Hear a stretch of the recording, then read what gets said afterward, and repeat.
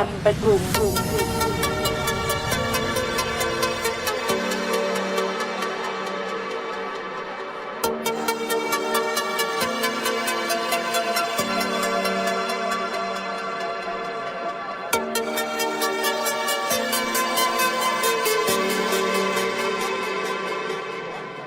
Jadi gimana sih jadi orang tua di tengah kuarantin ini, di tengah stay at home aja? Dan gimana nih memasuki masa-masa new normal? Apa sih yang mesti disiapkan oleh para orang tua? Jadi yang kemarin sudah lihat posternya, mungkin tahu deh kita akan berbincang-bincang dengan siapa nih hari ini. Jadi kita akan berbincang-bincang dengan Cilisa Imelia. Sedikit profil tentang beliau. Beliau adalah seorang dosen psikolog di Universitas Kristen Maranatha dan juga psikolog di Biro Konsultasi Bina Bakti Preschool, Playgroup TK dan SD Bina Bakti. Jadi tanpa tunggu lama lagi nih, kita akan langsung undang ya Cilisanya. Hai Cilisa, apa kabar? Baik Jen, puji Tuhan. Gimana nih kuarantin ini kira-kira? Jen, apa kegiatannya selama kuarantin? Kalau aku mah di rumah aja, Sama ngajar sih, dari rumah. sama. Udah mulai bosen juga ya ini ya, nggak Udah keluar mulai rumah. bosan ya? Oh bener, Iya, udah iya, hampir iya. 2 bulan lebih ya? Iya, banyak rutinitas yang berubah ya, banyak yang aktivitas yang Betul. terpotong gitu. Jadi kira-kira tentunya juga buat parents dan anak-anak ini juga Hmm, akan berbeda ya sekarang ya. betul. Iya. Pasti akan berbeda ya. Apalagi sudah semakin ke belakang, sudah semakin lama ada di rumah, pasti Mm-mm. tingkat kebosanannya pun sudah semakin tinggi ya. Iya, Kalau masih betul. baru-baru mungkin masih belum apa-apa, belum terlalu berasa gitu ya. Iya, Tapi iya. begitu 2,5 bulan lebih di rumah, kerasa lah. Iya, iya.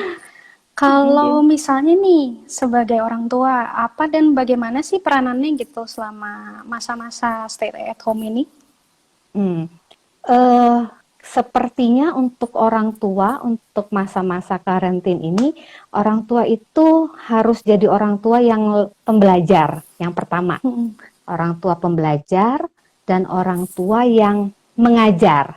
Ya, Mm-mm. jadi Iya, iya. kebayang pertama-tama waktu anak-anak harus belajar dari rumah, orang tua juga harus belajar dari rumah.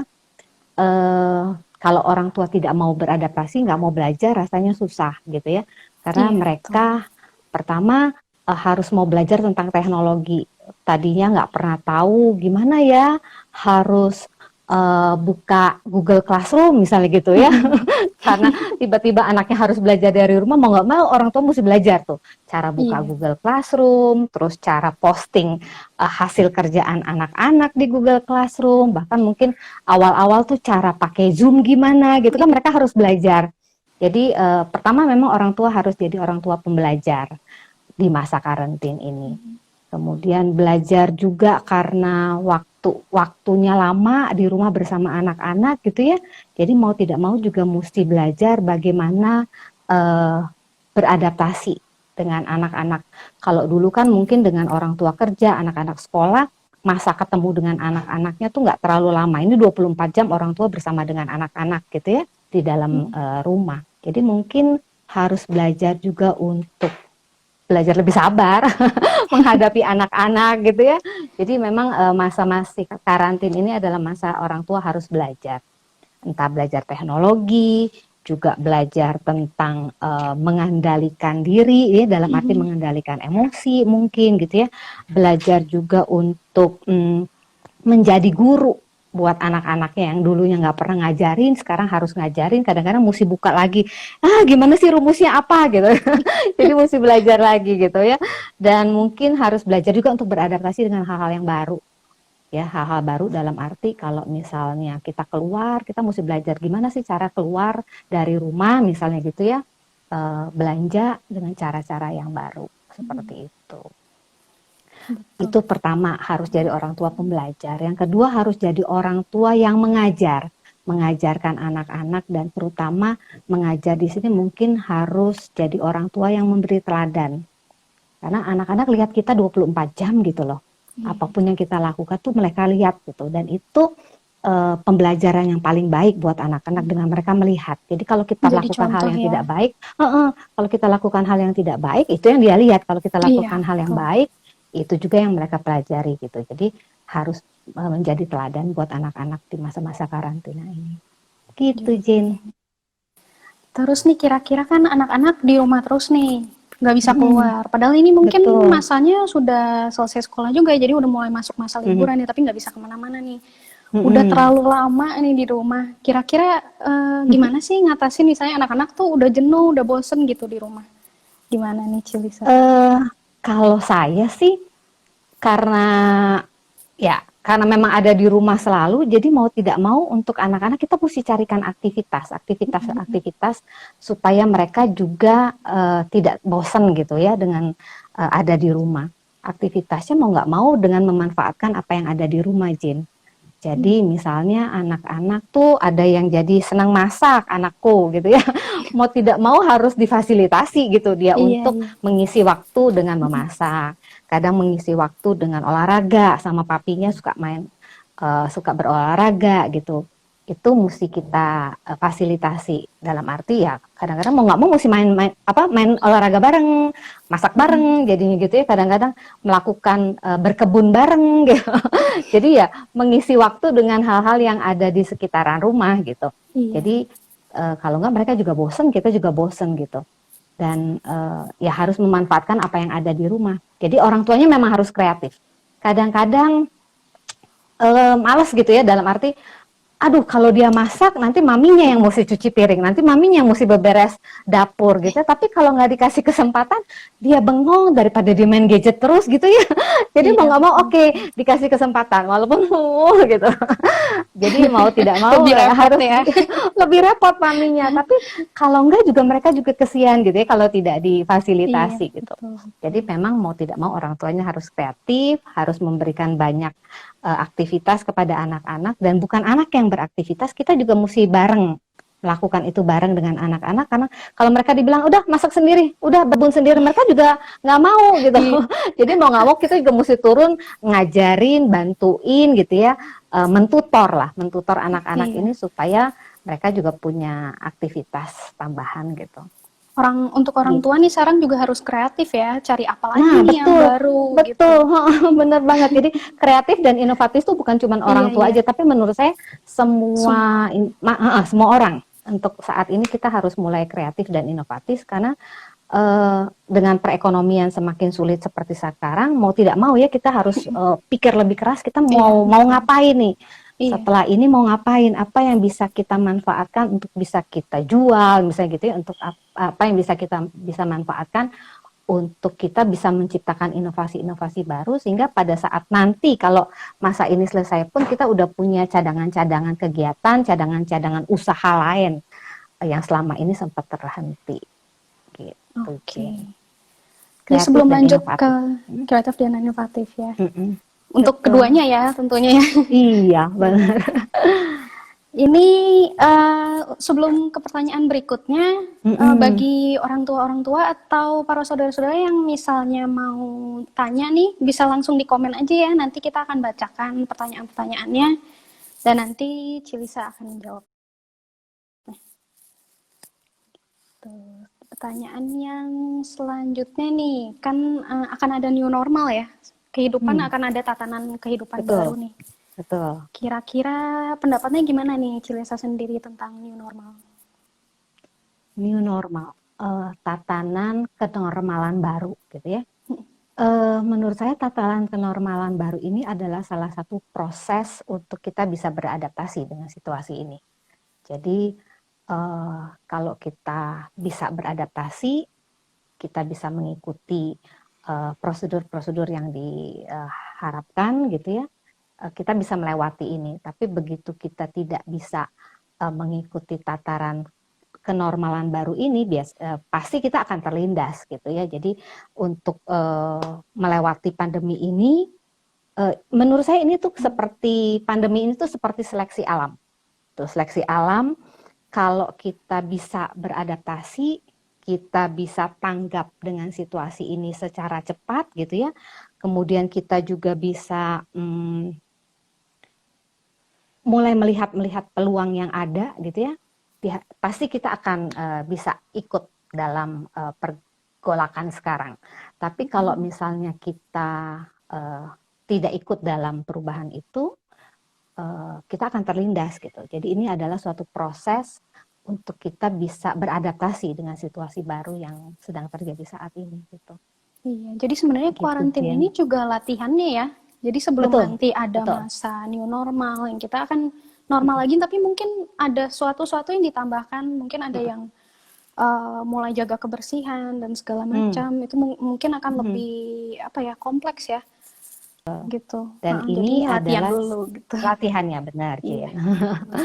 Dan mungkin orang tua harus mulai mengajarkan itu kepada anak-anak tataran kenormalan baru itu, bahwa mereka mulai harus diperkenalkan bahwa mereka harus hidup dengan lebih bersih gitu ya, harus lebih sehat, menjaga kesehatan dengan makanan yang baik gitu ya, nggak boleh terlalu banyak makanan-makanan junk food yang seperti itu harus mulai diajarkan kepada anak-anak, sehingga pada saatnya nanti dia benar-benar misalnya harus kembali ke sekolah, harus kembali ke situasi yang cukup banyak berinteraksi dengan orang-orang lain, rasanya dia sudah siap. Makanya dari sekarang kita mulai harus perkenalkan itu buat kepada anak-anak gitu. Iya. Jadi yang kira-kira harus dipersiapkan orang tua kira-kira seperti itu ya, akan menghadapi nanti new normal gitu ya. Betul.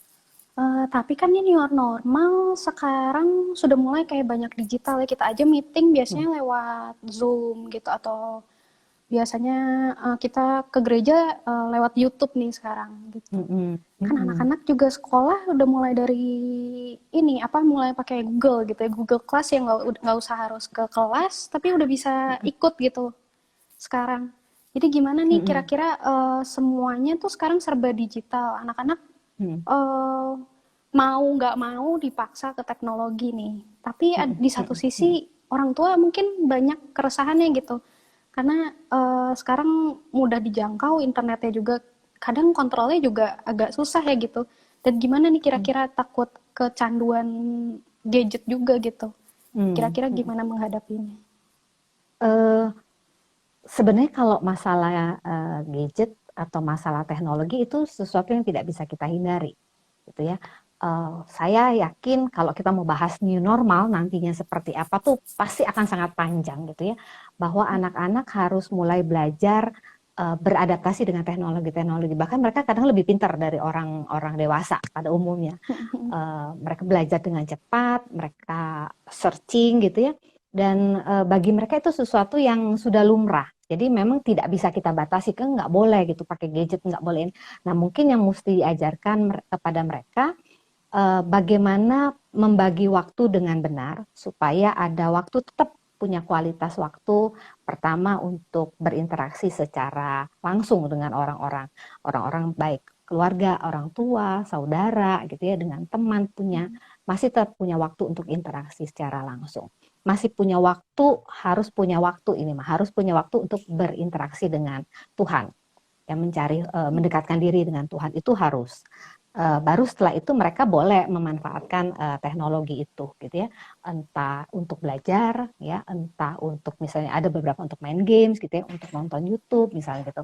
Tetap pertama masih harus punya time management yang baik. Jadi ada waktu kapan untuk bersekutu dengan Tuhan, ada kapan untuk berdiskusi, untuk ngobrol dengan keluarga dan teman-teman secara langsung, kapan dia boleh menggunakan gadgetnya untuk berbagai macam aktivitas. Karena pakai gadget juga bisa untuk belajar sebenarnya gitu. Nah, Jadi itu yang pertama. Jadi harus punya time management yang baik. Kemudian dia juga sudah harus mulai belajar melihat bahwa nanti di depan tuh semua orang akan pakai teknologi. Jadi kalau kita batasin, kamu nggak boleh nih pakai teknologi, kamu nggak boleh kenal ini, juga jadi nanti kuper, di mana saat orang-orang sudah bermain dengan teknologi dia nggak ngerti apa-apa misalnya gitu kan, itu juga pasti kita hindari gitu. Jadi anak-anak diizinkan menggunakan, asal tadi punya time management yang bagus, punya tanggung jawab bagaimana mengatur waktu dengan baik pada saat mereka menggunakan gadgetnya. Nah, peran orang tua adalah kalau kita ingin mereka bisa berinteraksi dengan kita, kita juga mau nggak mau harus mulai mengurangi gadget kita gitu ya. Gimana Iya, kita betul. nuntut anak untuk mengurangi gadgetnya, padahal mamanya misalnya sibuk di nonton drakor misalnya papanya sibuk dengan kegiatan-kegiatan gadgetnya juga. Nah, itu juga jadi susah gitu. Jadi harus dari kedua belah pihak, baik dari orang tua maupun dari anak-anaknya gitu. Harus bertanggung jawab dalam menggunakan gadgetnya. Tapi memang harus diperkenalkan dengan teknologi. Jadi kita nggak bisa tutup mata dengan teknologi Iya. saat ini gitu. Kira-kira untuk umurnya itu dikenalkan teknologi itu baiknya kapan Nah, menurut ini Cilisa? pernah di Amerika punya satu ikatan pediatrik, mereka bilang bahwa untuk anak-anak usia di bawah 5 tahun itu kalau menurut aturan pediatrik ya memang lebih baik tidak menggunakan gadget gitu ya. Tapi setelah di atas 5 tahun mereka boleh menggunakan gadget dengan batasan-batasan waktu tertentu gitu. Oke. Jadi usahakan di bawah 5 tahun sih masih enggak gitu. Enggak itu misalnya enggak sama sekali atau misalnya kadang-kadang nih kalau buat nonton atau belajar di YouTube itu boleh ya kira-kira?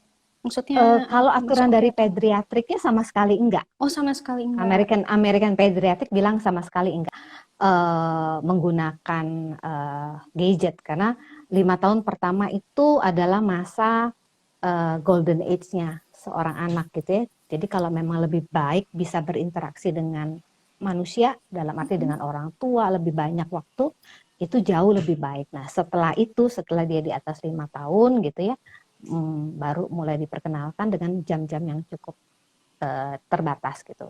Berapa jam gitu. Oke, Gitu. dan kalau misalnya umur kan misalnya anak-anak nih masih diawasi mungkin gadgetnya masih sering kira-kira nonton apa aja sih atau lihat apa aja itu kira-kira batas umurnya itu sampai kapan? Atau mereka kan kadang mikir kok di kayak apa ya dibatasin terus yang kadang kita punya ya ada beberapa orang mungkin punya privacy gitu kan sampai umur berapa sih kira-kira anak-anak tuh sebenarnya punya boleh gitu untuk nggak bebas juga sih ya maksudnya tetap diawasi tapi nggak semua gitu gimana kira-kira. Tadi kalau menurut aturan pediatrik di atas 5 tahun sudah boleh diperkenalkan. Diperkenalkan. Teknologi dalam arti di sini tuh bukan cuma gadget, televisi juga dianggapnya teknologi gitu ya. Dia boleh nonton TV, nonton film anak-anak yang seperti itu. Nah, tapi tetap tadi ada batas-batas waktunya. Nanti saya akan coba bagikan itu ke kakak-kakak multimedia supaya itu juga bisa dipasang gitu. Jadi orang tua juga tahu kira-kira penggunaan gadget menurut aturan pediatrics Amerika itu seperti apa gitu. Nah, itu pertama harus dibatasi, ada batas waktu-waktunya, kemudian harus ada pendampingan yang penting gitu. Kalau dia disuruh nonton sendiri, kadang-kadang kita suka lihat orang tua taruh aja gadget, suruh anak nonton gitu ya, tanpa ada pendampingan yang seperti itu. Nah, itu juga tidak terlalu disarankan. Jadi, kalaupun anak diizinkan untuk melihat gadgetnya, menonton tontonan-tontonan tertentu, akan lebih baik kalau orang tua ada di samping untuk melihat tayangannya seperti apa dan menjelaskan seperti itu. Karena tetap untuk 5 tahun pertama, kenapa tidak diizinkan? Kadang-kadang itu jadi membatasi mereka untuk bisa berinteraksi secara langsung. Saya banyak punya kasus belakangan ini di pendidikan, karena saya juga menangani anak-anak dari mulai preschool gitu ya. Masalah yang banyak ditemui saat ini adalah anak-anak tuh sulit untuk bicara. Jadi dikenalnya biasanya dengan sebutan speech delay. Terlambat untuk bicara. Kenapa terlambat bicara? Karena mereka nggak distimulasi. Jarang sekali diajak ngomong di mana mereka harus balas gitu ya. Jadi mereka pendengarannya bagus, reseptifnya bagus gitu ya, tapi ekspresifnya jadi kurang. Kenapa? Karena mereka terlalu banyak nonton gitu. Kalau nonton kan mereka dengar aja, tapi nggak pernah Menerima ya. menerimanya iya, mengekspresikannya jadi kurang. Jadi kendalanya jadinya mereka kesulitan untuk berbicara gitu. Iya. Karena memang tidak terstimulasi untuk ngomong misalnya gitu. Iya. Jadi ada pertanyaan nih. Umur Mm-mm. 5 tahun nggak ketuaan, Kak, katanya. Soalnya Iya. kalau aku lihat anak-anak sekarang dari kecil banget dikenalin sama Mm. teknologi. Gimana itu menurut Mm-mm. Kakak, katanya? Iya. Ini menurut aturan dari Pediatrics ya, jadi Ikatan Dokter Anak-anak yang ada di Amerika tuh seperti itu gitu. Tapi ya memang yang kita lihat saat ini kalau kita sering pergi makan, orang tua sambil nunggu makanan datang aja taruh gadget di depan Iya. anaknya, suruh anaknya nonton supaya mereka juga nggak dipusingkan gitu ya, anaknya nggak jalan-jalan misalnya gitu kan. Nah itu sebenarnya bukan hal yang baik menurut saya gitu. Kalau tidak diberikan tontonan, sebenarnya orang tuh bisa ajak ngobrol gitu kan, ngobrol tadi supaya melatih kemampuan anak untuk berbicara, kemampuan anak untuk konsentrasi ngedengerin orang lagi ngomong misalnya gitu ya, atau apapun daripada dia diberikan tontonan gitu gadget. Akan lebih baik kalau dia berinteraksi, karena tadi kalau berinteraksi kan ada dua arah, ditanya dia akan jawab, dengan dia menjawab dia akan banyak berlatih berkomunikasi tadi, supaya tadi mencegah masalah-masalah tadi, kesulitan dalam berkomunikasi, terlambat bicara ngomong dan seterusnya seperti itu. Oke, sebentar lagi juga kan ini akan memasuki masa tahun ajaran baru ya, yang Hmm, katanya mm-mm, kemarin kalau di TV lihat Juli, per 13 Juli ini. mm-mm, mm-mm. Kira-kira kalau anak-anak masuk sekolah lagi nih, akan ada tatanan baru nggak di new normal ini? Akan ada yang berubah nggak kira-kira? Mm, Pasti ya. Kemarin kalau nggak salah, karena saya juga orang tua, saya juga diminta untuk mengisi survei dari Ikatan Dokter Anak Indonesia dengan uh, Ikatan Dokter Anak Indonesia dan apa satu lagi. Jadi mereka menyebarkan angket Google Form gitu ya untuk orang tua mengisi. Setuju nggak sih sekolah dibuka di bulan Juli gitu ya? Uh, Kalau jadi orang tua susah jawabnya setuju atau tidak setuju gitu ya, karena Iya. kita juga nggak tahu seberapa aman gitu kan kalau sekolah nanti di bulan Juli.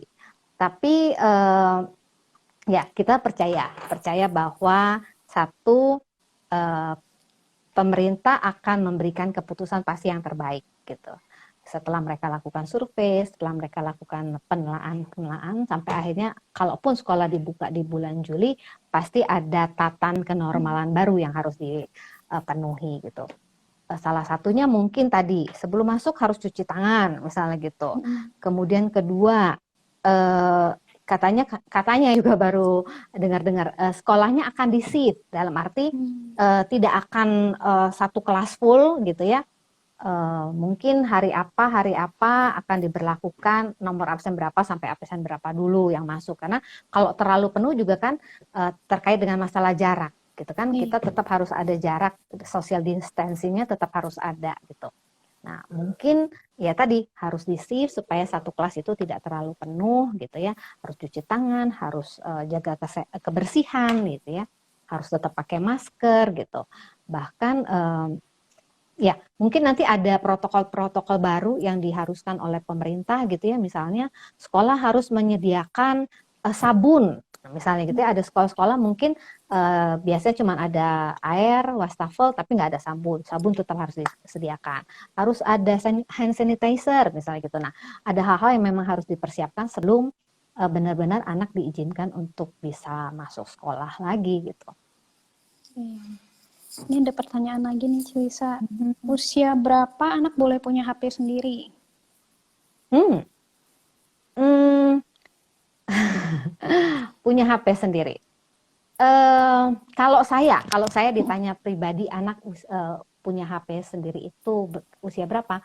Eh, Kalau saya SMP, gitu ya. Kalau SMP. saya, tapi setiap orang tua pasti punya aturan, punya policy masing-masing. Kenapa SMP? Kalau kebenaran anak saya satu kelas 1 SMP, yang satu kelas 4 SD. Yang kelas 1 SMP mau tidak mau dibelikan HP karena tugas-tugas sekolahnya banyak sekali yang perlu menggunakan HP. Gitu ya. Jadi kadang-kadang gurunya posting sebelum sebelum masa karantina ini pun gurunya sudah banyak sekali memberikan tugas-tugas lewat HP. Terus dia juga mengikuti ekstrakurikuler, apa namanya, fotografi misalnya gitu ya, atau dia juga mengikuti ekstrakurikuler tertentu yang pakai memang menuntut penggunaan HP. Jadi waktu itu mau tidak mau kita terpaksa memberikan gitu ya, karena ada tuntutan-tuntutan begitu. Tapi kalau untuk anak yang SD, karena memang di SD itu tidak diharuskan, jadi kita juga tidak memberikan HP gitu ya. Jadi memang itu tergantung nanti situasi dan kondisi sih sebenarnya. Tapi kalau memang belum perlu sih lebih baik jangan dulu lah kalau menurut saya gitu. Jadi sejauh mungkin kita bisa tarik anak itu gitu ya, untuk punya HP sendiri akan lebih baik. Tapi bukan berarti dia sama sekali nggak boleh main gitu. Tetap yang SD punya HP, tapi masih HP maminya, jadi semuanya harus lewat maminya. Jadi kalau dia nonton apa, maminya harus tahu gitu kan. Nah, menurut saya seperti itu. Jadi tidak dibebaskan, dia punya sendiri gitu, karena masih terlalu kecil juga rasanya, dia belum terlalu bisa memilah nanti takutnya gitu. Gimana sih kira-kira kan mungkin dia anak-anak tuh lihat teman-temannya yang SD misalnya pada punya HP nih. Gimana sih jelasin ke anak gitu caranya kalau misalnya ya belum baik gitu untuk dikasih sekarang gitu. Kira-kira gimana cara bicara Kalau untuk mereka? Kalau saya sih, saya tetap jelaskan efek positif dan efek negatif kalau dia punya HP. Gitu ya. Ada hal-hal positif iya, tapi ada hal-hal negatif. Hal-hal negatif itu juga terkait dengan keadaan kondisi diri anak yang juga sebenarnya belum siap untuk bisa mengatur tadi. Kalau dia punya HP, dia berarti harus punya time management yang sudah baik. Nah, untuk anak-anak ini kan kalau anak-anak SD mungkin masih belum bisa time management. Jadi makanya kita nggak benar-benar gitu. Jadi anak saya aja contohnya, dia hanya bisa pakai HP kalau weekend. Weekend pun setelah Jumat jam 5 misalnya gitu, dia baru diizinkan menggunakan HP sampai nanti hari Minggu jam 5 lagi harus sudah balik lagi, misalnya gitu. Nah, itu kita coba jelaskan. Tapi setelah kita jelaskan pun kadang-kadang anak ngeyel gitu ya, teman aku boleh kok, aku nggak boleh gitu. Nah, saya akan kembali, setiap keluarga tuh punya aturan masing-masing. Kalau keluarga temen, mami nggak bisa ngomong apa-apa gitu ya. Tapi kalau keluarga mami, keluarga kita punya aturan seperti ini. Nah, jadi kita tetap menekankan pada aturan yang berlaku di keluarga kita. Bahwa setiap keluarga punya aturan masing-masing, kita nggak bisa apa-apa. Tapi ya aturan keluarga kita begini gitu. Karena kamu anak mami, ya kamu harus ikut aturannya mami gitu ya. Jadi ada ketegasan di situ juga gitu. Itu Jin. Kalau dalam sehari nih maksimal ada nggak sih maksimal kira-kiranya anak-anak tuh boleh pakai gadget tuh berapa jam gitu? Soalnya kan kalau lihat banyak anak-anak yang kecanduan ya. Kira-kira ada batasan waktunya nggak sih? Kalau kata Cilisa? Harus dibatasi menurut saya. Harus dibatasi. Justru, nah itu policy dari orang tua, aturan dari orang tua, pembatasannya seperti apa. Kalau saya kan tadi cuman boleh pakai tuh Jumat mulai jam 5 sore, setelah tugas-tugas PR yang selesai dia kerjakan, jam 5 boleh dikasih. Sampai nanti hari Minggu jam 5 lagi diambil lagi gitu kan. Itu untuk yang SD yang dia masih kita awasi cara menggunakan gadgetnya. Tapi kalaupun mungkin ada beberapa orang tua yang setiap hari boleh, tapi ya tadi kalau bisa dibatasi, jangan setiap hari seenaknya dia gitu ya, mau pakai jam berapa aja boleh gitu misalnya. Enggak, misalnya 30 menit dalam satu hari misalnya gitu, atau 1 jam. Nah itu tergantung policy orang tua. Tergantung gitu. masing-masing yang penting ya? Tergantung masing-masing. Yang penting kalau kita sudah menetapkan aturan, oke, kamu boleh pakai sehari 30 menit. Itu harus konsisten 30 menit. Jangan sampai misalnya hari ini 30 menit boleh, besok maminya lupa, 1,5 jam anaknya main gadget misalnya gitu kan. Nah, rasanya itu juga tidak bijak gitu ya. Jadi kalaupun mau ya kita berikan waktu secara tegas, konsisten, sehari boleh main berapa lama